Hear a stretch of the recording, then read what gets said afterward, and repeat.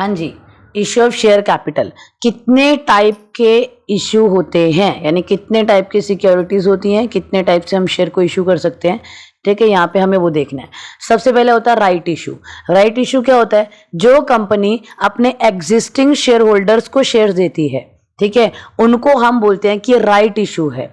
Right issue हमेशा market price से कम price पे किया जाता है, यानी राइट इशू हमेशा डिस्काउंटेड वैल्यू पे किया जाता है। ठीक है, एग्जिस्टिंग शेयर होल्डर्स को हम प्रायोरिटी देते हैं कि उन्हें वो राइट है, अगर वो चाहते हैं तो उन शेयर को खरीद ले। इन राइट इश्यूज को हम किन शेयर होल्डर को देते हैं? जिनको हमने प्री इम्प्टिव राइट दिए होते हैं। मैंने बताया था ना आपको फर्स्ट वीडियो में कि प्री इम्प्टिव राइट्स होते हैं। ठीक है, तो जिन शेयर होल्डर को प्री इम्प्टिव राइट होते हैं उन्हीं शेयर को हम ये राइट इशू मतलब अलाउड करते हैं। फिर अकाउंटिंग एंट्रीज क्या होती हैं? अकाउंटिंग एंट्री सेम है जो other same on those issue of ordinary share to public, यानी जैसे पब्लिक को शेयर इशू करने पे जो एंट्रीज होती हैं वही अकाउंटिंग एंट्री राइट इशू में भी होती हैं। नेक्स्ट क्या होता है? ESOP, यानी ये देखिए नेक्स्ट है ESOS, या इसी को हम बोलते हैं ESOP, employ stock option scheme, या एम्प्लॉय स्टॉक ऑप्शन स्कीम की जगह यहाँ पे प्लान आ जाता है तो हम P यूज कर देते हैं।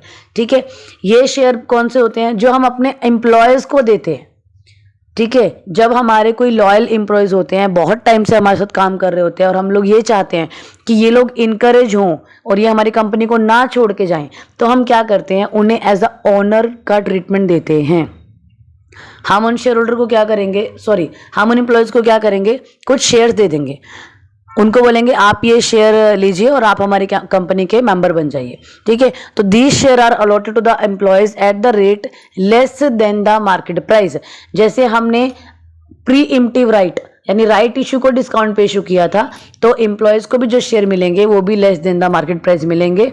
और ये शेयर हम क्यों देते हैं?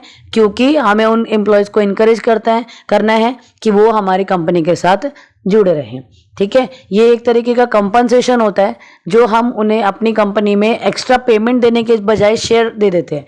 उससे क्या होता है कि वो एम्प्लॉयज का एक ट्रस्ट क्रिएट हो जाता है, वो लोग कंपनी में अपना एक हिस्सेदारी यानी कंपनी में खुद को वो कंपनी का मालिक समझने लग जाते हैं। ठीक है, तो कंपनी में जो एम्प्लॉयज हमारे लॉयल एम्प्लॉयज हैं, ऑनेस्ट है, बहुत टाइम से हमारे साथ काम कर रहे हैं, वो लोग छोड़ के ना जाएं, इसीलिए हम क्या करते हैं? उन्हें ओनरशिप राइट देते हैं। और उन्हें ओनरशिप राइट देने के लिए हम उन्हें ESOP या ESOS इशू करते हैं। ठीक है, नेक्स्ट होता है हमारा प्राइवेट प्लेसमेंट। प्राइवेट प्लेसमेंट का मतलब क्या है?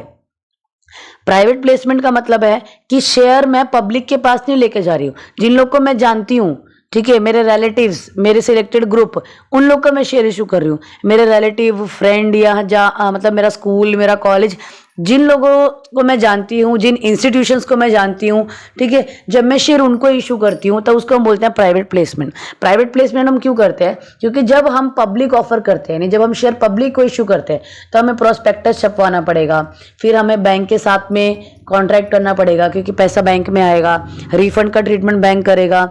ठीक है, call in arrear, call in advance, वो सब मैनेज करने के लिए बैंक सारे काम करेगा। तो हमें यहाँ पे कॉस्ट ज़्यादा आता है, खर्चा हमारा ज़्यादा हो जाता है। लेकिन अगर हम प्राइवेट प्लेसमेंट करते हैं तो कोई प्रोस्पेक्टस की रिक्वायरमेंट नहीं है, कोई एप्लीकेशन इशू करने की रिक्वायरमेंट नहीं है, बहुत सारे खर्चे बच जाते हैं। प्लस जब पब्लिक ऑफर होता है तो वो एक टाइम कंज्यूमिंग प्रोसेस होता है। ठीक है, पब्लिक ऑफर एक टाइम कंज्यूमिंग प्रोसेस है, जबकि प्राइवेट प्लेसमेंट जल्दी हो जाने वाला काम है। ठीक है, तो any offer invitation to subscription और issue of security to any selected person और ग्रुप ऑफ पर्सन, जो मेरे जानकार है सिर्फ उनको ही मैं दे रही हूँ शेयर। ठीक है, this transaction avoid the time consuming process. मैंने बताया ये क्यों करते हैं हम, ताकि हमारा टाइम कम लगे प्लस हमारा कॉस्ट भी कम आए। ठीक है, फिर पब्लिक ऑफर तो सिंपल है, जिसके क्वेश्चन हम हमेशा करते ही हैं। पब्लिक ऑफर जब हम अपने शेयर किसको बेचते हैं? जनरल पब्लिक को बेचते हैं, तो उन्हें पब्लिक ऑफर बोलते हैं। और पब्लिक ऑफर के टाइम पे हमें क्या करना पड़ता है? IPO इशू करना पड़ता है। ठीक है, the capital collected recorded as stock holder equity in the balance sheet, यानी इसको हम ऐसे अलग शेयर होल्डर की तरह, स्टेक होल्डर की तरह बैलेंस शीट में ट्रीट करते हैं। IPO इशू करेंगे एंड देन शेयर्स को अलॉट करेंगे। ठीक है, नेक्स्ट क्या होता है?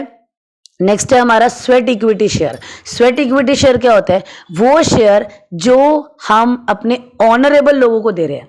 ऑनरेबल मतलब ऐसे लोग जिन्होंने हमारी कंपनी में बहुत अच्छा कंट्रीब्यूशन किया है और हम उन्हें रिवॉर्ड देना चाहते हैं। जैसे डायरेक्टर, किसी डायरेक्टर ने कोई डिसीजन दिया और उस डिसीजन से हमारी कंपनी को बहुत फायदा हुआ, ठीक है, तो हम क्या करेंगे, उस डायरेक्टर को स्वेट इक्विटी शेयर अलॉट कर देंगे एज अ ऑनर। फिर कोई एम्प्लॉय है, उस केस में जब हमें किसी को भी कोई कंसिडरेशन देना हो, कोई रिवॉर्ड देना हो, पर हम वो रिवॉर्ड कैश में नहीं देना चाहते, अदर देन कैश देना चाहते हैं, तो हम क्या करते हैं, स्वेट इक्विटी शेयर इशू कर देते हैं। स्वेट इक्विटी शेयर क्यों दिया जाता है, उन्होंने हमें नो हाउ मतलब फैसिलिटीज दी हैं, उनके जो राइट्स थे, उनका इंटेलेक्चुअल प्रॉपर्टी मतलब उनके स्किल्स, इंटेलेक्चुअल प्रॉपर्टी मतलब स्किल्स हो गया, टैलेंट हो गया, उन्होंने अपने स्किल्स का, टैलेंट का जो यूज़ किया हमारी कंपनी में, उससे हमारी कंपनी को बहुत फायदा हुआ, तो उस केस में हम क्या करते हैं, उन्हें स्वेट इक्विटी शेयर इशू करते हैं। ठीक है, जनरली स्वेट इक्विटी शेयर तब इशू किए जाते हैं जब हम कंसिडरेशन देना चाहते हो लेकिन हम नॉट इन कैश देना चाहते हैं।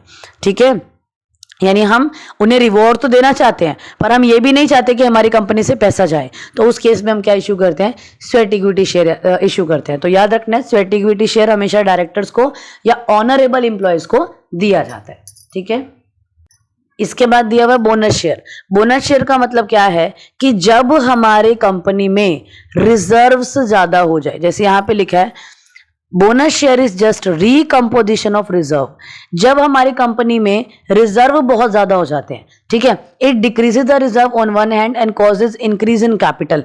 तो उस केस में क्या है कि हम क्या करते हैं, बोनस शेयर इशू करते हैं। मतलब मेरी कंपनी में रिजर्व ज्यादा है और मुझे इतने रिजर्व नहीं चाहिए, लेकिन मैं कैश भी देना नहीं सोच रही हूं, रिजर्व है, रिजर्व चाहिए नहीं है ज्यादा, रिजर्व कम करने हैं पर कैश भी ज्यादा नहीं देना है, मतलब कैश बाहर जाना भी नहीं चाहिए, तो क्या होगा, बोनस शेयर इशू करेंगे। बोनस शेयर में क्या होगा, जिसके पास 4 शेयर है, मैं उनको बोल देती हूँ 4:1, जिसके पास 4 शेयर है उसको 1 शेयर फ्री मिलेगा, जिसके पास 2 शेयर है, मान लो मैंने 2:1 कर दिया, जिसके पास 2 शेयर उसको 1 शेयर फ्री मिलेगा। अब यहां पे होगा क्या, मान लो उसके पास 4 शेयर थे, उसने मुझे 4 शेयर खरीदने के लिए कितने पैसे दिए होंगे, 40 रुपए दिए होंगे ना, लेकिन जब मैं उसको रीपेमेंट करूंगी तो मैं उसको 50 रुपए का करूंगी। क्यों, क्योंकि मैंने उसको 10 रुपए का 1 शेयर फ्री दिया है। या फिर जब उसने मुझसे शेयर खरीदे, 2 शेयर खरीदे थे और 10 के हिसाब से उसने मुझे कितने पैसे दिए होंगे, 20 रुपए, पर जब उसको रीपेमेंट करूंगी तो मैं कितने का करूंगी, 30 का, क्योंकि मैंने उसको एक फ्री बोनस शेयर दिया है। तो bonus share are distributed by the company to its current share holders as fully paid share और फ्री ऑफ चार्ज। या तो फुली पेड शेयर मतलब 10 का शेयर था, यानी कि शेयर का जो एक्चुअल वैल्यू था वो 10 था और मैंने कॉल्ड अप कितना किया था, मान लो 6।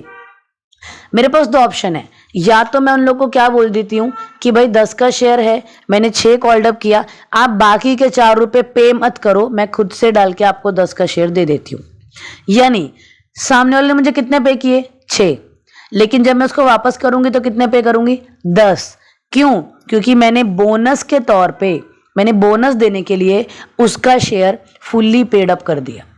उसने मुझे चाहे 6 रुपए दिए थे पर मुझे बोनस देना था, मैंने बोनस के फॉर्म में उसका 6 का शेयर अपने आप ही फुल्ली पेड अप कर दिया। क्या कर दिया, फुल्ली पेड अप कर दिया और मैंने उसका शेयर 10 का कर दिया। अभी उसने चाहे मुझे 6 दिए थे पर मैं उसको 10 रुपए वापस करने वाली हूं।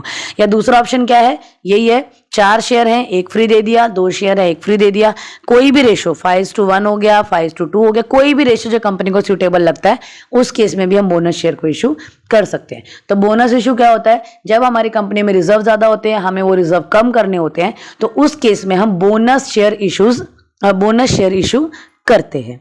ठीक है, चलो करो इसको, इसके बाद क्वेश्चन स्टार्ट करेंगे। ठीक है, okay then, thank you so much.